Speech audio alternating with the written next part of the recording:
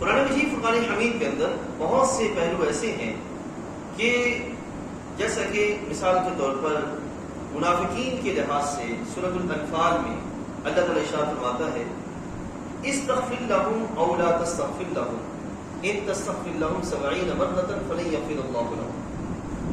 اب قرآن کی شان یہ ہے کہ قرآن اپنی تفسیر خود بھی فرماتا ہے، لیکن کوئی سمجھے تو صحیح۔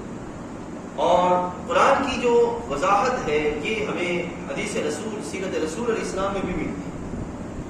اب یہاں جو اللہ نے فرمایا نا استغفر لهم، اے حبیب علیہ السلام ان کے لیے بخشش مانگے یا نہ مانگے، اور اگر مانگے تو بھلے 70 دفعہ بھی مانگے، اللہ ان کے حق میں آپ کی دعا کو قبول نہیں کرے گا۔ اب یہ قرآن میں بیان کیا گیا۔ اب اس پر بعض لوگوں کو اعتراض اٹھتا ہے، دیکھو قرآن فرماتا ہے کہ نبی علیہ السلام کی دعا کو اللہ ان کے حق میں قبول نہیں کرے گا، تم کہتے ہو قرآن میں کہ نبی علیہ السلام کی دعائیں قبول ہوتی ہیں۔ حالانکہ یہاں پہ معاملہ ہے اس بندے کے لحاظ سے کہ جس نے اپنے آپ کو سرکار کی دعا کے قابل چھوڑا ہی نہیں، اس بندے کے لحاظ سے۔ حالانکہ آپ کو میں قرآن مجید کا ایک دوسرا حصہ عرض کروں، 11ویں پارے کے اندر اللہ تعالیٰ ارشاد فرماتا ہے خذ من اموالهم صدقة تطهرهم وتزكيهم بها وصل عليهم ان صلاتك سكن لهم۔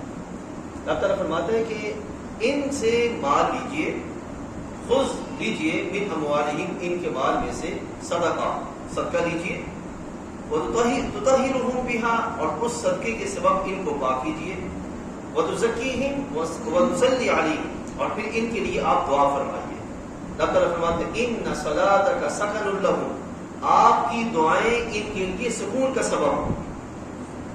ٹھیک ہے، اب ادھر کیا فرماتا ہے کہ ان کے ہاتھ میں دعا آپ کی 70 دفعہ بھی مانگی گئی قبول نہیں ہو، اور ادھر اللہ تعالیٰ فرماتا ہے کہ دعا آپ ان کے لیے مانگیں گے تو آپ کے غلاموں کے لیے سکون کا سبب ہو۔ تو اس کا مطلب یہ ہے کہ وہاں جس کے لیے سرکار مانگنا چاہ رہے تھے اس نے خود کو اس قابل نہیں چھوڑا کہ اس کی دعا قبول، اس کے حق میں دعا قبول ہو جائے، اور ادھر سرکار کے غلام تھے جن کے بارے میں اللہ تعالیٰ کرم نوازی فرماتے ہوئے دعا کی قبولیت کا سلسلہ جو فرما رہا ہے کہ نہ صرف دعا قبول ہوگی بلکہ دعا قبول ہونے کے بعد رحمتیں بھی اتنے کی اور اس کے اثرات بھی ان بندوں کی طبیعتوں میں جو وہ جاری ہوں گے۔ تو یہ بیان کیا جا رہا ہے۔ اب وہاں کے لحاظ سے یہ بات سنیں، اس کا اگر ہم سیرت میں آئے تو ہمیں پتہ چلے گا ایک فرد تھا جس کا نام تھا عبداللہ بن ابی۔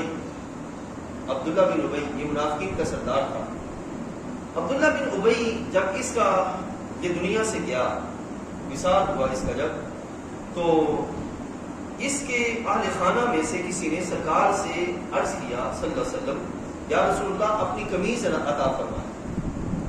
اب سرکار چونکہ بڑے مہربان تھے اور نبی علیہ السلام کی بارگاہ میں نہ نہیں تھی اور سرکار کے معاملات میں بے شمار حکمتیں تھیں، حبیب علیہ السلام نے قمیض عطا فرما دی۔ اب اسی لمحے جناب سیدنا عمر رضی اللہ تعالیٰ آپ نے باپ علیہ السلام کی بارگاہ میں منافقین کے لحاظ سے معاملہ پیش کیا کہ یا رسول اللہ یہ تو اسلام کے لحاظ سے اتنی مصیبتیں کھڑی کرتے رہے اور آپ ان پہ مہربانی فرما رہے ہیں، قمیض عطا فرما رہے ہیں۔ تو حبیب کریم علیہ السلام وہ اپنے نگاہ سے دیکھ رہے تھے، سرکار نگاہ نبوت سے دیکھ رہے۔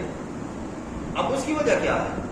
محبوب کریم علیہ السلام کی شان یہ ہے کہ آپ نے دنیا میں اپنے پر کسی بھی طرح کا کوئی احسان باقی نہیں رہنے دیا سوائے جناب سیدنا صدیق اکبر کے۔ سرکار نے ارشاد فرمایا کہ جتنے بھی جس نے بھی کوئی پہ احسان کیا میں نے وہ سارے احسان چکا دیے سوائے صدیق اکبر کے کہ ان کا احسان قیامت کے دن چکاؤں۔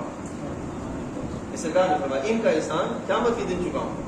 اب ان کا اس عبداللہ بن ابی کا احسان کیا تھا کہ جناب سیدنا عباس رضی اللہ عنہ جو حضور کے چچا تھے وہ غزوہ بدر میں قیدی ہوئے، ان کا قد لمبا تھا اور ان کا جسم بھی قمیض نہیں تھی۔ یہ جو جناب عباس تھے یہ قریشی سردار بھی تھے۔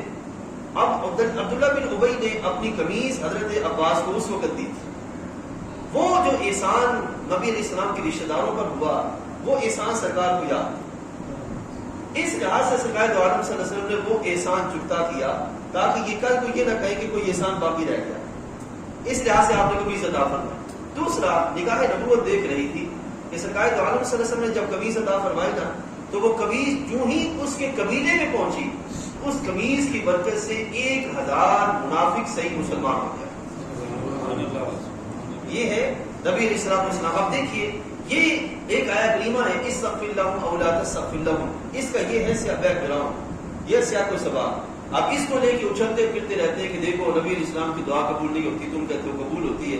اس کا بیک گراؤنڈ یہ ہے کہ جس کے حق میں یہ جو ہے وہ کہا جا رہا ہے وہ خود اس قابل نہیں تھا کہ اس کے حق میں دعا سرکار کی قبول ہو جاتی، وگرنہ سرکار کی دعائیں تو اپنے غلاموں کے حق میں قبول ہوتی. یہ اس کا بیک گراؤنڈ ہے. قرآن مجید میں ایسے بہت سے واقعات، بہت سے پہلو ملتے ہیں جہاں پہ اس طرح کی کیفیت ہے، اور وہ سوائے ذات رسول علیہ السلام اور سیرت رسول علیہ السلام کے مطالعہ کرنے کے بغیر ہمیں سمجھ نہیں آئے گی کہ محبوب کریم علیہ السلام کے سیرت میں ایسا کون سا واقعہ ہوا تھا جس کے لحاظ سے یہاں پہ بیان کیا جا رہا ہے. یہ ہے قرآن مجید اور ذات رسول علیہ السلام کا باہمی تعلق.